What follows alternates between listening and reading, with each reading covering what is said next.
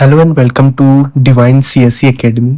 आज हम स्टार्ट करने वाले हैं हमारा सेकंड लेक्चर, जो कि कंप्लीट रिवीजन इकोनॉमी का लेक्चर सेकंड है।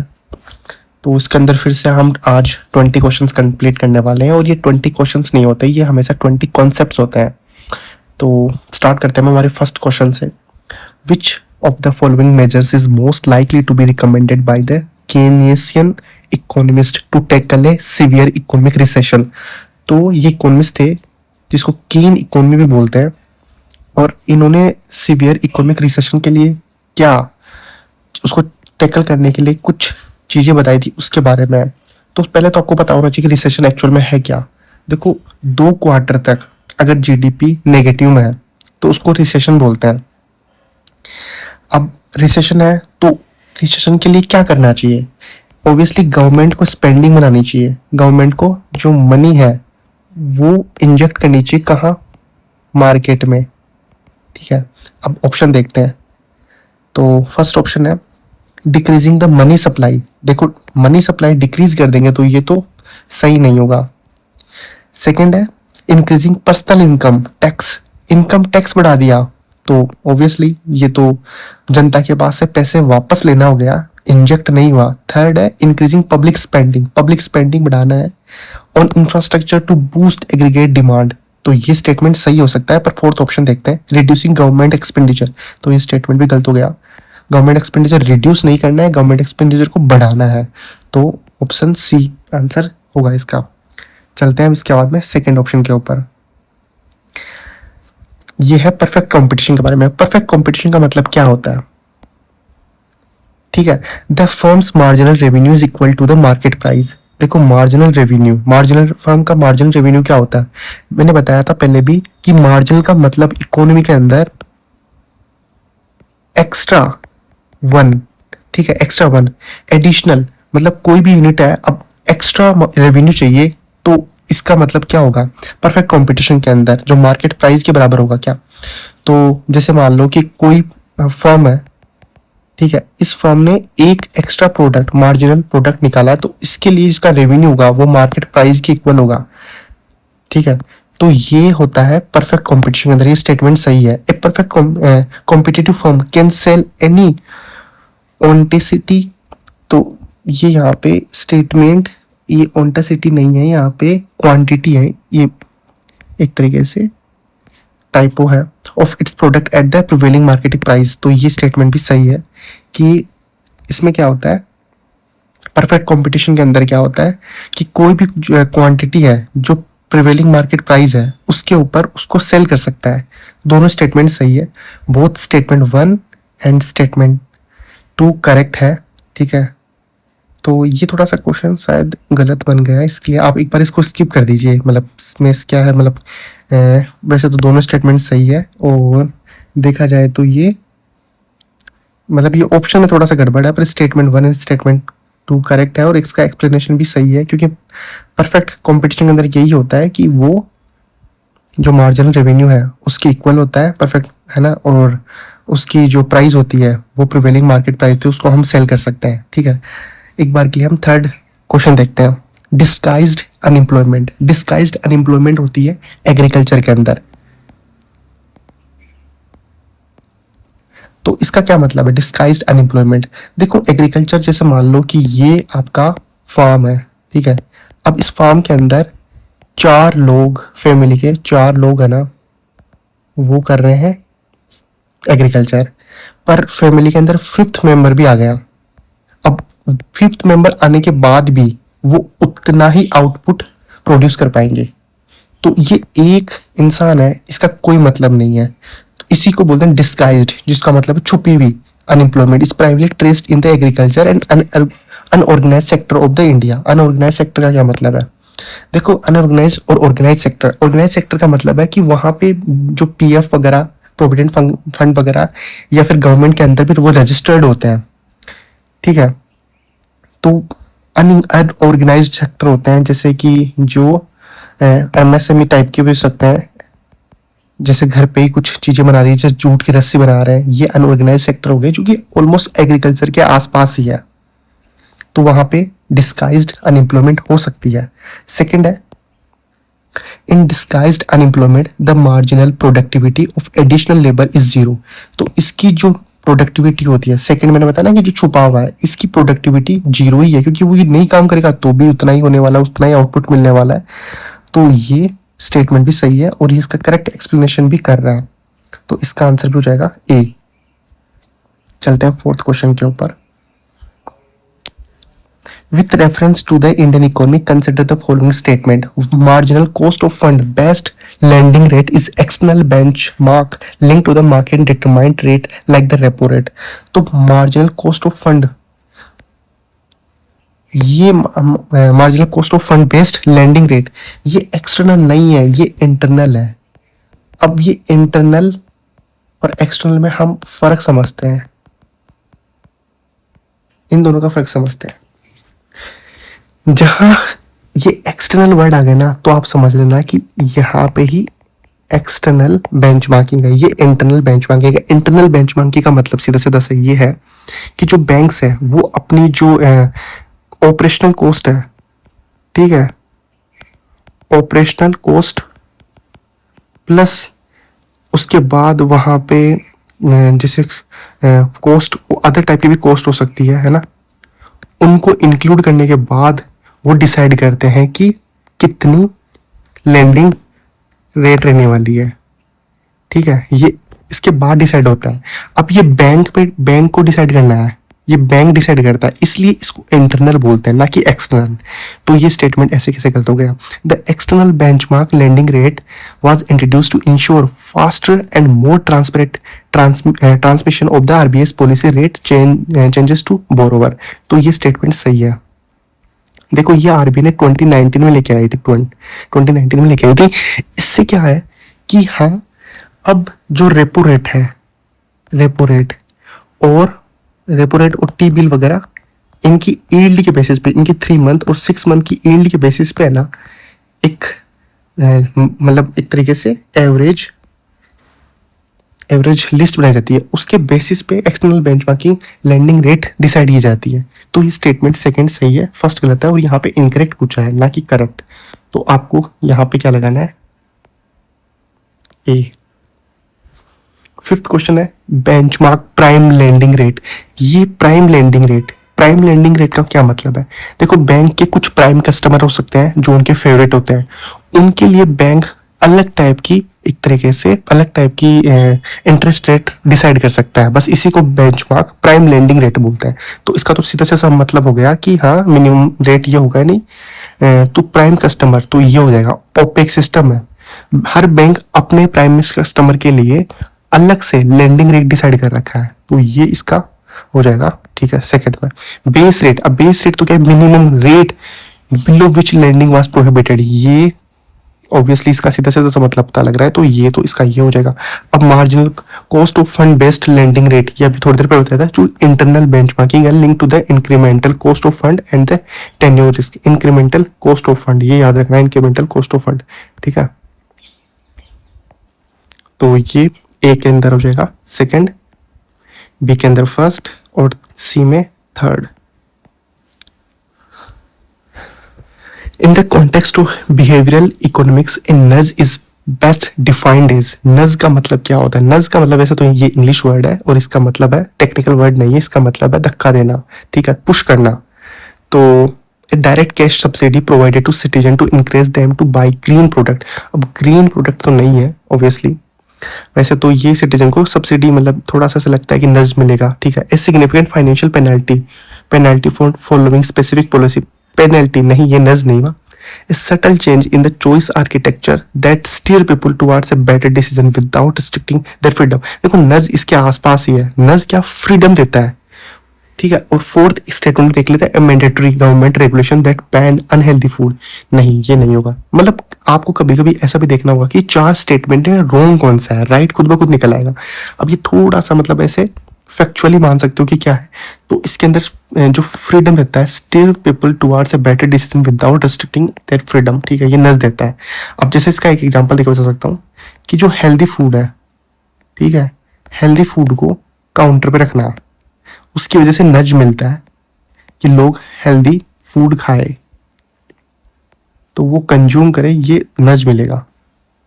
सेवेंथ क्वेश्चन है, विच of the following is primary feature of the perfect competition market. Perfect competition market के लिए सबसे इंपॉर्टेंट चीज क्या होती है? हाई बैरियर नहीं, लो बैरियर और एंट्री एग्जिट बहुत इजीली हो। ठीक है, एंट्री एग्जिट बहुत इजी। हेटेरोजिनस नहीं, परफेक्ट कंपटीशन में होमोजिनस और डिफरेंशिएटेड प्रोडक्ट नहीं, सेम प्रोडक्ट होने चाहिए, तभी वो परफेक्ट कंपटीशन होगा। देखो, परफेक्ट कंपटीशन का मतलब है कि ये प्रोडक्ट और ये प्रोडक्ट, तीनों प्रोडक्ट सेम है, ठीक है, और होमोजिनस है, तब ही परफेक्ट कंपटीशन। अगर प्रोडक्ट अलग अलग होंगे, ठीक है, तो फिर वो तो परफेक्ट कंपटीशन कैसे होगा? थर्ड है, perfect information among all buyers and sellers. ये सही हो सकता है एक बार के लिए। Small number of very large seller, तो ये स्टेटमेंट भी गलत हो गया, ठीक है, तो इसमें स्टेटमेंट सी सही हो जाएगा। ये क्वेश्चन हमने पहले भी किया था फर्स्ट लेक्चर के अंदर, आपने फर्स्ट लेक्चर देखा है तो आपका ये आराम से सही हो जाएगा। जैसे मैंने बताया था, स्ट्रक्चरल अनएम्प्लॉयमेंट का मतलब क्या होता है? जैसे अब मार्केट में आ गया एआई, अब जिसको एआई नहीं आता तो वो एलिमिनेट हो जाएगा, तो ये है स्ट्रक्चरल मिसमैच। तो ये हो गया structural mismatch between worker skill and industry need. अब इंडस्ट्री को एआई चाहिए, तो ए में हो जाएगा सेकंड, ये हो गया गलत। एलिमिनेशन मेथड का यही तरीका है। सेकंड है फ्रिक्शनल क्या? थोड़े टाइम के लिए, ठीक है। और सी है साइक्लिकल का मतलब क्या? Business cycle. तो इसका पहले साइक्लिकल का देख लो, डिस्गाइज का देख लो, जो हमने दोनों कॉन्सेप्ट पहले देख रखे हैं। मिसमैच बिटवीन ये हो चुका है temporary unemployment during a job transition, अब ये फ्रिक्शनल हो जाएगा, ठीक है। साइक्लिकल का क्या मतलब है? During a economic more workers engage than actual requirement. Disguised, अभी हमने एग्रीकल्चर का देखा था ये। फिर है cyclical, job losses during a economic recession. अब बिजनेस साइकिल के दौरान क्या होता है, कभी कभी डिमांड बहुत ज्यादा होती है, तो एम्प्लॉयड बहुत सारे पर्सन एम्प्लॉयड होते हैं, पर जैसे डिमांड कम, ऑब्वियसली ले ऑफ होने लगता है। जैसे अभी काफी ज्यादा कंपनी में ले ऑफ हुआ है, ठीक है, तो ये स्टेटमेंट ऐसे हो जाएगा, सी के अंदर थर्ड हो जाएगा, डी में फोर्थ हो जाएगा, और ये आंसर हो जाएगा। 9 क्वेश्चन देखते हैं। अनकन्वेंशनल मॉनेटरी पॉलिसी के लिए है, ठीक है, क्वांटिटेटिव ईजिंग का मतलब पता है? इसका मतलब है क्वांटिटेटिव ईजिंग का मतलब involve the central bank purchasing long term financial asset to increase the money supply when nominal interest rate are near zero. तो ये स्टेटमेंट देखो, आप देखो क्वांटिटेटिव ईजिंग का क्या मतलब है। पहले तो ये समझना पड़ेगा कि क्वांटिटेटिव ईजिंग एक्चुअल में है क्या। तो पहले देखो, आपको तीन चार पॉलिसी है वो पता होनी चाहिए। तो जैसे एक तो होती है हॉकिश का मतलब क्या है, ये अगर आपने सुन रखा है तो ठीक है। और एक है डॉविश। हॉकिश का मतलब क्या है, जो मनी सप्लाई वो इंक्रीज होगी, और डॉविश में जो मनी सप्लाई होगी वो लो होगी। अब इसमें स्टेटमेंट फर्स्ट में देखो कि जो सेंट्रल बैंक है वो एसेट्स, जैसे गवर्नमेंट सिक्योरिटी के कॉर्पोरेट बैंक्स हो गए, तो उनको क्या करेंगे, वो एक तरीके से इंटरेस्ट रेट वगैरह उनको एक्सपेंड करने की कोशिश करेंगे, ठीक है। और जो जीरो लोअर बॉन्ड है उनको हिट होगा, तो ये स्टेटमेंट सही हो जाएगा, ठीक है। सेकंड स्टेटमेंट देखते हैं। सेकंड स्टेटमेंट क्या है, ये इनकरेक्ट है। हेलीकॉप्टर मनी के बारे में। और हेलीकॉप्टर मनी का मतलब क्या है, देखो, is a policy where central bank manufactures currency and distribute it to the public via the government with an obligation to future repayment. तो यहाँ पे फ्यूचर रिपेमेंट नहीं होता है। हेलीकॉप्टर मनी का मतलब यही है कि हमने करेंसी छापी और पब्लिक को दे दी, पर हमें रिपेमेंट की उम्मीद नहीं है, तो ये स्टेटमेंट होगा गलत। रिपेमेंट की उम्मीद, हेलीकॉप्टर मनी का मतलब रिपेमेंट की उम्मीद मत रखो। लिक्विडिटी ट्रैप, देखो ये कॉन्सेप्ट जापान से रिलेटेड है। वहां पे इंटरेस्ट रेट है बहुत कम, और इंटरेस्ट रेट बहुत कम होने की वजह से क्या है, लोग क्या करते हैं, वहां पे खर्च ही नहीं करते, ठीक है। When expansionary monetary policy fails to stimulate the economy because the consumers prefer holding cash at the extremely low interest rate, तो वहां पे क्या करते हैं, वो मतलब वहां की गवर्नमेंट चाहती है कि जो इंटरेस्ट रेट है वो कम कर दे, ताकि लोग सस्ता लोन मिले, और सस्ता लोन लेने के बाद वो इकोनॉमी के अंदर उनको उन पैसों को इंजेक्ट करे, जिससे ना प्रोडक्टिविटी बढ़े, जीडीपी बढ़े, पर वो खर्च ही नहीं करते, और ना ही वो एक तरीके से मतलब वो सेव करने लग जाते हैं, क्योंकि पैसे की वैल्यू भी कम हो गई है, सबके पास पैसे हैं। तो ये स्टेटमेंट क्या हो जाएगा, सही हो जाएगा। तो अब यहाँ पे दोनों स्टेटमेंट जो फर्स्ट स्टेटमेंट है वो भी सही है और थर्ड स्टेटमेंट वो भी सही है। तो करेक्ट स्टेटमेंट पूछा है तो यहाँ पे हो जाएगा बी। 10th स्टेटमेंट है, 10th क्वेश्चन देखते हैं। Consider the following statement regarding the external benchmark landing rate. अभी ये क्वेश्चन हमने पहले भी किया था। एक्सटर्नल का मतलब ये कि यहाँ पे सेंट्रल बैंक का काफी ज्यादा रोल रहता है, आरबीआई का काफी बड़ा रोल रहता है, ठीक है। EBR allow banks to use their own internal saving deposit rates as a, नहीं इंटरनल करने नहीं देता, पहले चीज तो गलत हो गई, ठीक है। Under the EBR framework the interest rate on a loan must be reset at least once every 3 months. देखो इसका मतलब क्या है, इसका मतलब ये है कि जैसे मान लो EBLR है, EBLR है, ठीक है। इसके तहत इंटरेस्ट रेट 6% डिसाइड हुआ। अब ये क्या कर रहे हैं, बैंक क्या कर रहे हैं, 6% दे ही नहीं रहे, सडनली नहीं दे रहे। इनके पास है 3 महीने का टाइम, 3 महीने के बाद ये जो 6% जो डिसाइड हुआ है, इसको जो बैंक की इंटरेस्ट जो लैंड करने की पावर है उसमें दिखना चाहिए। तो ये स्टेटमेंट क्या हुआ, under the EBLR framework the interest rate on a loan must be reset on at least once every 3 month. तो ये स्टेटमेंट सही है। EBLR system is mandatory for all type of loan, all type of loan के लिए नहीं है, including fix rate personal loan and corporate loan के लिए तो बिल्कुल नहीं है, होम लोन वगैरह इनके लिए होता है। तो इसके अंदर आंसर हो गया 2, सॉरी मतलब 2 स्टेटमेंट सही है, इसके अंदर इनकरेक्ट पूछा है तो ये हो जाएगा। फिर देखते हैं इंडियन मानसून, सॉरी ये यहाँ पे ज्योग्राफी का क्वेश्चन आ गया तो हम इसको एक बार के लिए स्किप करते हैं, गलती से ज्योग्राफी का क्वेश्चन डाल दिया। अगला क्वेश्चन देख लें, एनवायरमेंटल कुज़नेट्स कर्व, इसके बारे में इम्प्लाई दैट एनवायरमेंट डिग्रेडेशन। पिछले लेक्चर में भी हमने कुज़नेट कर्व के बारे में पढ़ा था। तो कुज़नेट कर्व एक्चुअल में क्या है, देखो ये है एनवायरमेंटल डिग्रेडेशन, ठीक है, और ये है पर कैपिटा इनकम। अब इसके बीच में कर्व कैसा बनता है, इसके बीच में कर्व बनता है ऐसा। तो पहले जैसे जैसे पर कैपिटा इनकम बढ़ती है तो एनवायरमेंटल डिग्रेडेशन कैसे होता है, पहले बढ़ेगा, ठीक है, फिर धीरे धीरे पर कैपिटा इनकम बढ़ रही है, फिर यहाँ एक टाइम पे स्टडी हो जाएगा जहाँ पे पीक पे हो जाएगा।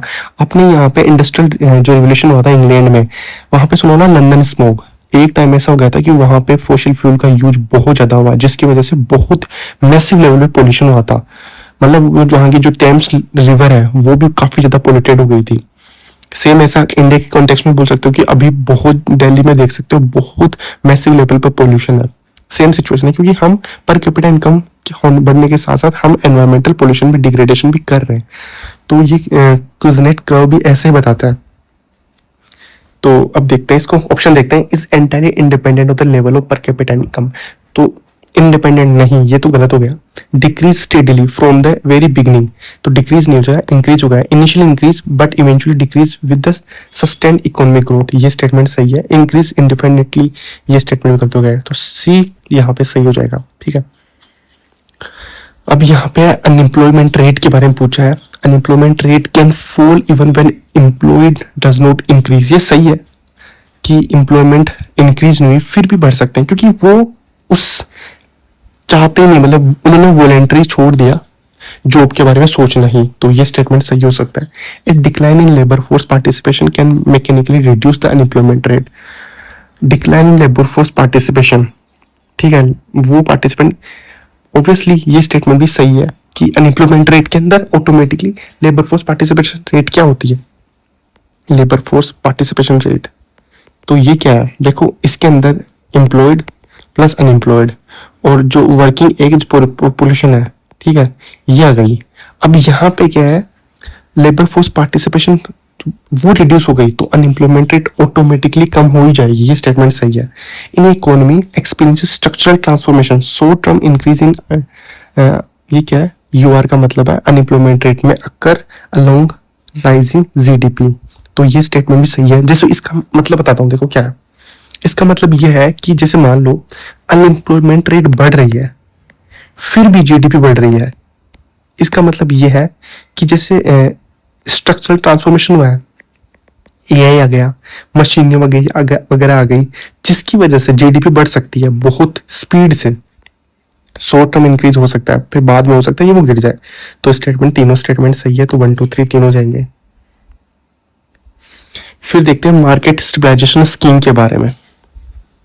Involves the issuance of the government securities primarily to the fund and the fiscal deficit of the union budget। तो पहले तो मार्केट स्टेबलाइजेशन स्कीम समझते हैं क्या है। देखो ये स्कीम गवर्नमेंट लेके आई थी, जो एक तरीके से मार्केट में जब डॉलर होता है और गवर्नमेंट डॉलर को परचेज कर लेती है, ठीक है, तो एक्स्ट्रा मनी हो जाती है मार्केट के अंदर, जिसकी वजह से लिक्विडिटी बढ़ जाती है।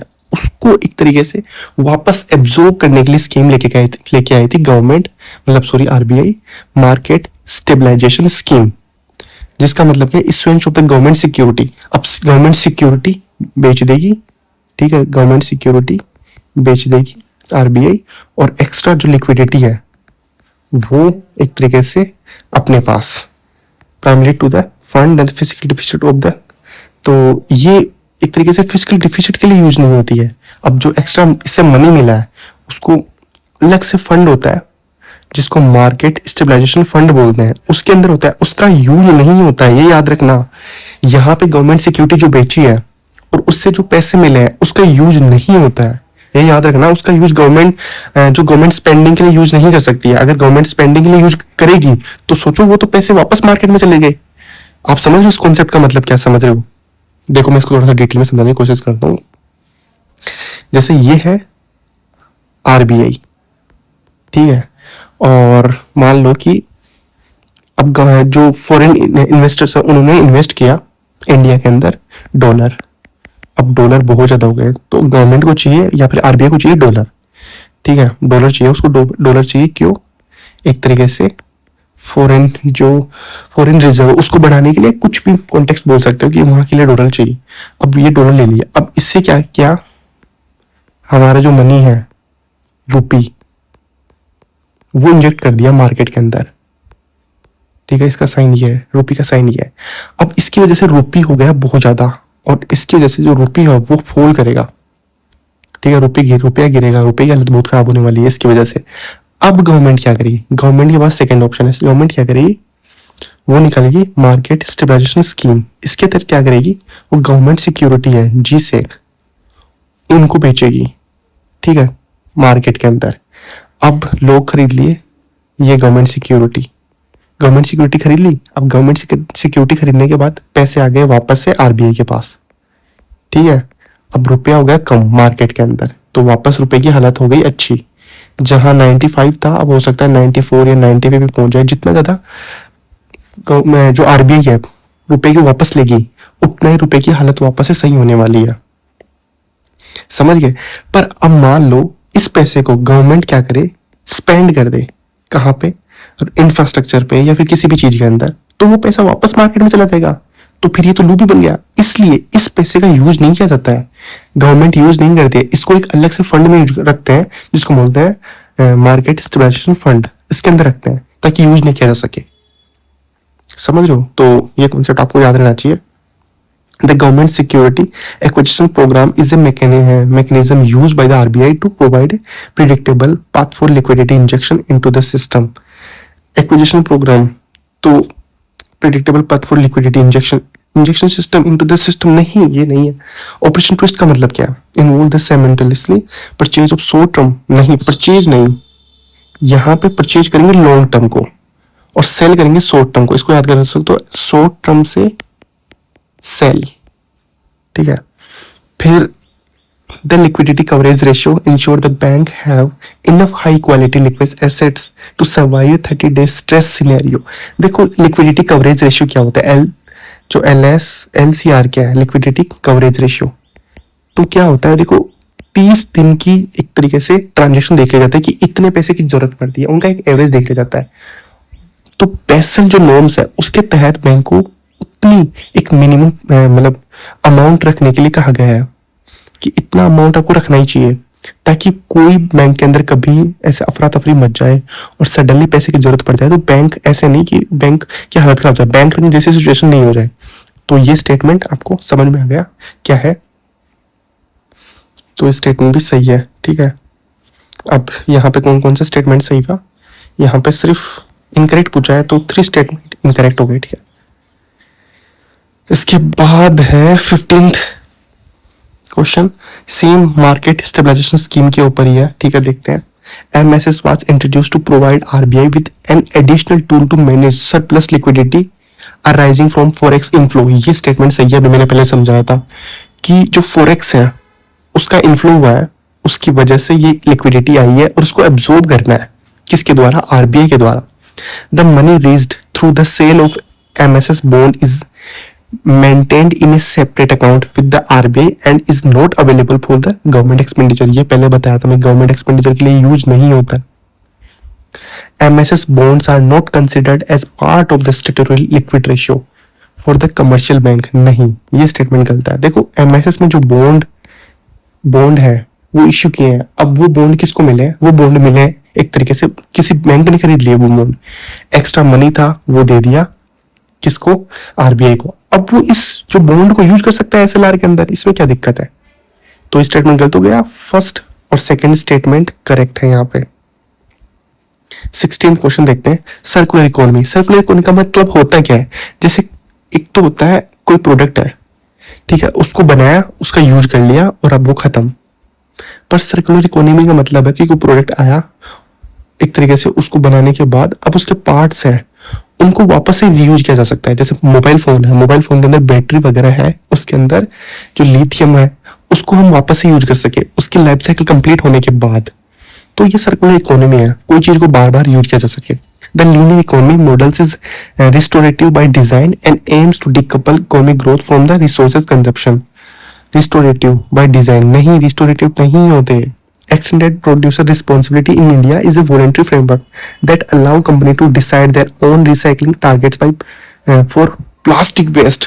तो पहले तो ये voluntary framework नहीं है, ठीक है, mandatory है।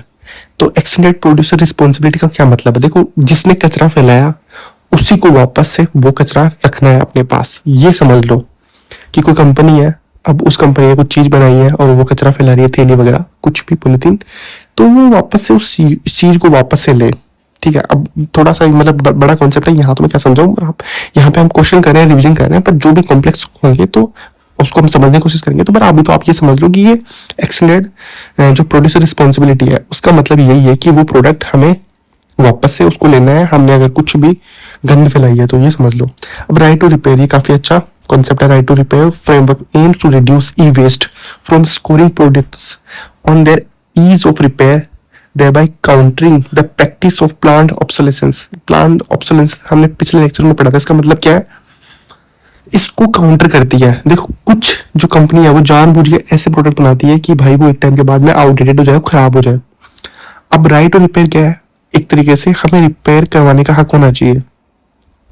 तो ऐसा टूल भी दिए जाते हैं और ऐसी मैकेनिज्म बताई जाती है, मतलब पूरी गाइड मिलती है हर प्रोडक्ट के साथ कि इसको खुद से कैसे इजीली रिपेयर किया जा सके। तो ये स्टेटमेंट सही है। राइट टू रिपेयर के बारे में हमको थोड़ा पढ़ना पड़ेगा। राइट टू रिपेयर क्या है, यहाँ पे तो मैं पूरा एक्सप्लेन नहीं कर पाऊंगा, पर आप समझ जाइए राइट टू रिपेयर थोड़ा सा पढ़ लेना, काफी इंपॉर्टेंट है राइट टू रिपेयर, ठीक है। अब यहाँ पे करेक्ट स्टेटमेंट पूछा है, तो करेक्ट स्टेटमेंट का क्या हो जाएगा? फर्स्ट गलत है, सेकेंड भी गलत है और थर्ड स्टेटमेंट सही है, तो करेक्ट हो जाएगा ए। Bennett's law primarily observe a change in which of the following as income rise। Income rise, देखो दो लो है, पिछले एंगल्स लो पढ़ा था हमने, एंगल्स लो, और ये है बेनेट लो। एंगल्स लो एक्सपेंडिचर पे है, ठीक है, और बेनेट्स लो पता है किस पे है? बेनेट्स लो है बास्केट पे। एंगल्स लो में मैंने बताया था कि जैसे जैसे जो इंसान है उसकी मतलब एक तरीके से उसके पास पैसे ज्यादा आते हैं, मतलब ठीक है, तो उसके बाद क्या होता है, उसकी सैलरी बढ़ती है, तो उसके बाद वो क्या करते हैं, जो फूड है, स्टेपल फूड है, वो कर देता है कम। मतलब वो एक तरीके से फूड के ऊपर जो कॉस्ट है वो कम कर देगा, एक्सपेंडिचर फूड के ऊपर कॉस्ट हो जाएगी कम, और वो और चीजों पे कम हो सकता है। एब्सोल्यूट फूड कॉस्ट वो ज्यादा बियर करे, पर ओवरऑल कम हो जाएगी। अगर हम परसेंटेज की में देखें तो जैसे 1000 रुपए किसी को मिल रहा है तो हो सकता है कि वो 100 रुपए खाने में लगा दे, 900 रुपए वो चीजों में। पर कोई इंसान 1,00,000 रुपए कमा रहा है तो सोचो वो तो ज्यादा से ज्यादा एक इंसान 5,000 10,000 का खा सकता है। तो अगर आप कंपेयर करोगे, समझ रहे हो, तो कंपेयर करोगे तो आपको समझ में आएगा कि हाँ यह है एंगल्स लो। पर बेनेट लो क्या करता है? बेनेट लो का मतलब ये है कि कोई इंसान की प्राइस जो इनकम बढ़ती है, इनकम बढ़ने के बाद क्या होगा, वो स्टेपल फूड्स को चेंज कर देगा प्रोटीनियस फूड से। कि हो सकता है पहले वो दाल या फिर नॉर्मल जो फूड है, मतलब गेहूं की रोटी, तो हो सकता है मक्के की रोटी भी खाने लग जाए, हो सकता है वो पराठे भी खाने लग जाए, और वो चिकन प्रोटीन या फिर प्रोटीन बार या फिर वे प्रोटीन वगैरह जिम विम जाने लग जाए। तो आप समझ लो कि the share of starchy staples in the diet. तो क्या चेंज क्या होगा, ऑब्जर्व चेंज होगा, स्टार्च स्टेपल्स है उनमें चेंज होगा। तो ये स्टेटमेंट वैसे डायरेक्ट, ये थोड़ा फैक्चुअल क्वेश्चन है, बाकी दोनों वो आपको पता होना चाहिए एक बार के लिए। फिर 18th क्वेश्चन है worker population ratio. Worker population ratio क्या है? वर्कर है पॉपुलेशन के अंदर कितने, सीधा सीधा सा मतलब है worker population ratio. The worker population ratio is defined as the percentage of employed person in the total population. तो स्टेटमेंट सही है, इसमें कोई बड़ी बात नहीं है, ठीक है। सेकंड है high worker population ratio always indicates a high level of economic development and high quality job creation। High quality job creation तो नहीं है। वर्कर पॉपुलेशन रेशियो का मतलब हमेशा ये नहीं कि हाई क्वालिटी जॉब ही होगी, तो स्टेटमेंट गलत हो जाएगा। In India the worker population ratio for rural females has seen a significant upwards trend in recent years due to increased participation as unpaid helper. तो इसका मतलब सही है। अगर आपने ये जो क्वेश्चन है वर्कर पॉपुलेशन रेशियो, तो ये एक सर्वे है, लेबर फोर्स सर्वे, तो उससे लिया है। अब उसमें क्या है कि वुमेन्स के जो पार्टिसिपेशन रेट है वर्किंग के अंदर, लेबर फोर्स के अंदर, वो बढ़ा है। और बढ़ना किसके अंदर है? एग्रीकल्चर जो वर्क फोर्स है वहां। अब ये फैमिली के अंदर हुआ है, जो फैमिली एक तरीके से फैमिली वर्क है उसके अंदर हुआ है। अब ये अनपेड हेल्प्स है, तो वो बढ़ा है, पर उसका मतलब नहीं है, मतलब अनपेड है। तो 1 और 3 इसके अंदर हो जाएगा स्टेटमेंट सही। तो स्टेटमेंट 2 स्टेटमेंट्स आर करेक्ट। फिर जी सेक यील्ड कर्व क्या है? A normal yield curve is upward sloping curve नहीं होता है। नॉर्मल ऐसे होता है गवर्नमेंट सिक्योरिटी का जो यील्ड है वो upward sloping normal yield curve is upward sloping indicate that investors demand a higher yield for longer term maturity to compensate for duration risk। ये स्टेटमेंट सही है, मैंने थोड़ा सा उल्टा पढ़ लिया था कि गवर्नमेंट यील्ड सिक्योर कर्व है उसके अंदर नॉर्मल में वो ऐसे होता है कि जो लॉन्ग टर्म गवर्नमेंट सिक्योरिटी होती है जैसे 5 साल, तो उनकी जो यील्ड होगी वो ज्यादा होगी, और जो 2 साल या फिर 1 साल है उनकी यील्ड होगी कम। तो ये स्टेटमेंट सही है। An inverted yield curve occurs when short-term interest rates are lower and the long-term interest rate typically significantly economic expansion। तो ये स्टेटमेंट गलत है। शॉर्ट टर्म की जो इंटरेस्ट रेट है वो लोअर नहीं हाई हो तभी होगा इन्वर्टेड यील्ड कर्व। तो स्टेटमेंट गलत हो गया। The term spread measures the difference between yield on short term and long term government securities and is a की इंडिकेटर ऑफ मार्केट एक्सपेक्टेशंस। तो ये सही है। तो जितना ज्यादा स्प्रेड होगा, देखो लॉन्ग टर्म यील्ड है, ठीक है, लॉन्ग टर्म यील्ड मान लो 7% है और शॉर्ट टर्म यील्ड है वो 3% है, तो उन दोनों के बीच में जो डिफरेंस होगा उस डिफरेंस से जो निकल जाएगा उसी को बोलते हैं स्प्रेड। अब ये स्प्रेड जितना ज्यादा स्प्रेड होगा तो उससे समझ सकते हैं कि आने वाले टाइम के अंदर जीडीपी ग्रोथ या फिर मार्केट ग्रोथ होने वाली है, और उसी से देख के पता लग सकता है कि वो इन्फ्लेशन कितना होने वाली है। तो ये स्टेटमेंट सही है। यहाँ पे करेक्ट स्टेटमेंट पूछा है तो 1 और 3 स्टेटमेंट दोनों सही है, तो ओनली 2 या बी स्टेटमेंट सही हो जाएगा, ठीक है। लास्ट क्वेश्चन है आज का, statement 1, the reserve bank of India conducts open market operations purchase of government security when it intends to adopt an accommodative monetary policy stance। इसका मतलब क्या है? तो रिजर्व बैंक ऑफ इंडिया है वो ओपन मार्केट ऑपरेशंस कराता है। Open market operations का मतलब क्या है? गवर्नमेंट सिक्योरिटी को बेचना खरीदना, ये दोनों इसके अंदर आ जाता है, ठीक है। Intent to adopt accommodative monetary, तो ये स्टेटमेंट सही है। Open market purchase increase the reserve of the commercial bank thereby putting downward pressure on market interest rate and increase credit expansion. तो ये स्टेटमेंट भी सही है, और इसका जो एक्सप्लेनेशन है वो दोनों जाएंगे मार्केट ओपन मार्केट ऑपरेशंस। इसका क्या मतलब है? गवर्नमेंट क्या करती है, आरबीआई मतलब गवर्नमेंट के बिहाफ पे आरबीआई एक्स्ट्रा जो मनी है उसको मतलब वापस लेने की कोशिश करती है, और अगर वहां पे स्टिमुलेट करना है तो वो गवर्नमेंट सिक्योरिटीज को खरीद लेती है और मनी सप्लाई को इंजेक्ट करती है। तो स्टेटमेंट हो जाएगा सही।